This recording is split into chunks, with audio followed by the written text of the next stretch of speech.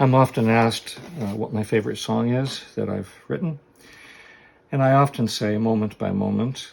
It has a great story. It was written for a specific purpose, and it's a great one to teach because it's a kind of a contemporary feel, and there's lots of interesting ways that you can communicate through this song. So I've been asked to say a little bit about the origin of Moment by Moment. Heather and I were stationed for 6 years in London, England, at the international headquarters, and part of my job was to lead the international staff songsters. Soon after arriving in London, there was the change of the general, as General Burroughs retired, and the next general needed to be sorted out, needed to be elected by the High Council. Now, I had no idea what a High Council was or who they were, but I was told that these were all of the territorial leaders of the territories and commands all over the world, and they come together whenever a new general has to be elected. And we were going to hold a service, a public service, with the international staff band, staff songsters in attendance. And I was asked to write a song that would somehow fit the theme of the evening. And as I began to think about what the lyrics should say, I wondered what possibly a song could say to this group of people, our elderly, holy leaders from around the world, people who had experience in service and who loved God and had proven themselves, and they were trusted, and they came together. What could you say to them in a song? And I didn't know any of them personally, but I did know that my grandfather was a fine man, a fine Christian man, a holy man, who read his scriptures daily, could chapter and verse quote endlessly, prayed by his bedside, and I imagined him getting up in the morning and stretching and breathing in and sensing the opportunity that a new day would bring, thanking God for it, asking for God's blessing on his life.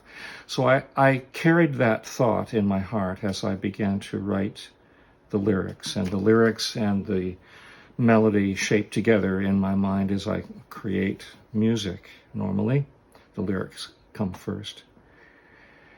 So the origin of the lyrics, I found myself just describing what these members of the High Councils perhaps go through, the ritual of their day of getting up in the morning and accepting the new opportunity to serve, asking God to be with them, bless them, laying down in the evening and laying their burdens at his feet.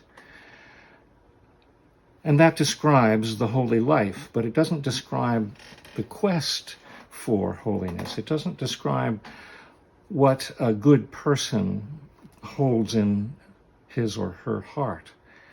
So we came to the chorus, and we needed to say something about the journey that continues in front of us, even though we know God on a daily basis, even though we've trusted him for a lifetime. There's more. There's always more. So we say, moment by moment, I give all my life to you.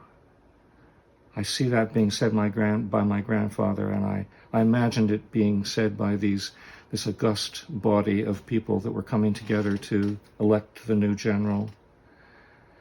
But the line that's most important, I think, is the one that says, but I can't believe you've finished your work of grace in me. Give me more of you. More of you. Moment by moment, I give all my life. So there it becomes an everyman song. It's an important lyric to be able to share with the world. It's not self-indulgent, as the verse might seem to be, that talks about who we are as good God-fearing people. But the chorus explains in front of God our need for him on a daily basis.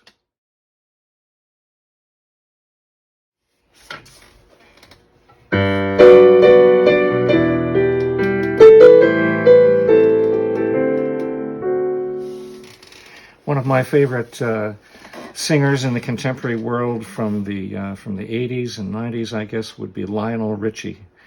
And most people, young and old, have heard a song, maybe Hello or something that Lionel Richie has sung, and you can see his great smile, his teeth, and you hear, moment by moment, I give all my...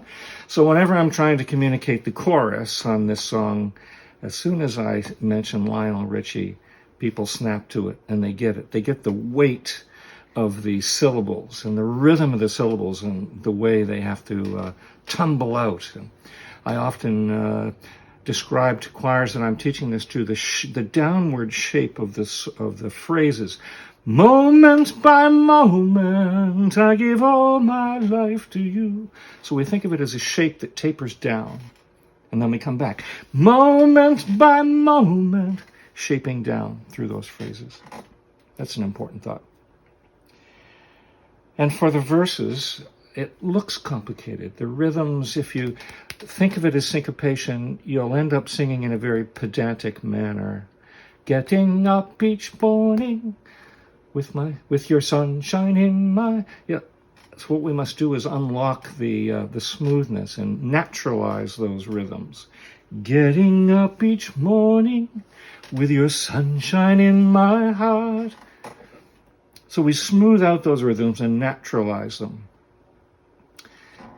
And if your singing teachers haven't made you practice your T's too much, that'll be good, because it's not getting up. It would be getting up, a nice American D that is kind of invisible. Getting up each morning. And again, that wedge-shaped phrase seems to be applicable, starting with a good solid volume and then moving. Getting up each morning with your sunshine in my heart has been the best, Lord. It's been the best. Moment by moment, I give all my life to you.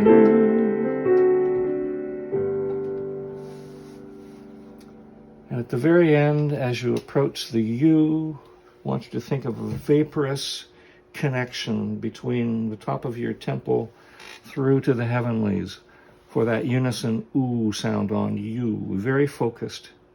And the more like you, the M-O, that O has to just sit and gel beautifully.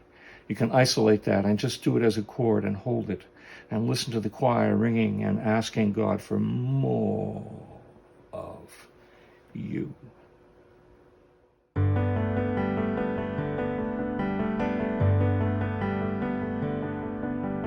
Getting up each morning with your sunshine in my heart has been the best, Lord.